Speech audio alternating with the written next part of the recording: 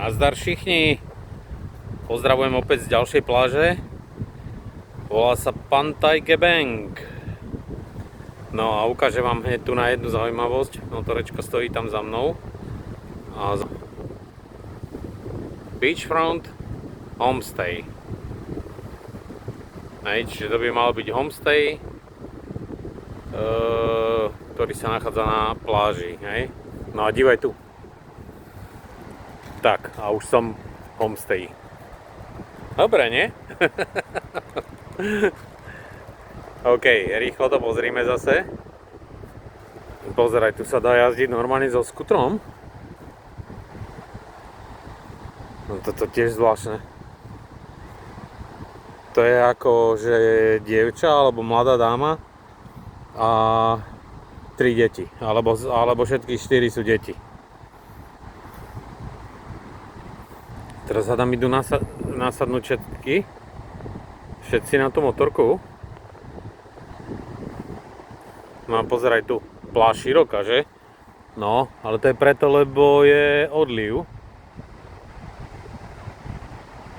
Ale priblíži sa to tak, predpokladám, že tam, kde oni stoja s tou motorkou. Tak asi potiaľ sa to priblíži. No naozaj sadli všetci na tú motorku. To je dobre toto.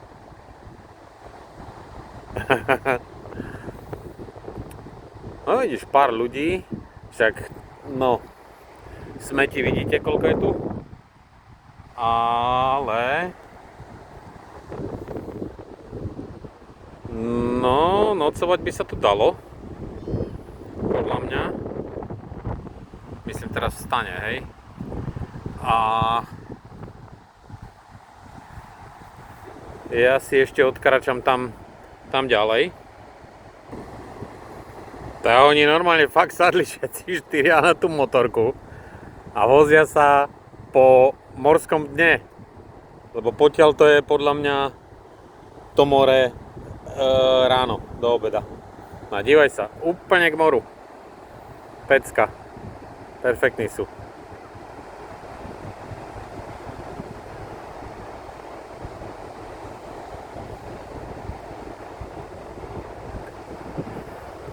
Predstav si, že si tu postavím stan, tak by som sa ráno zobudil asi tak, že by som plával.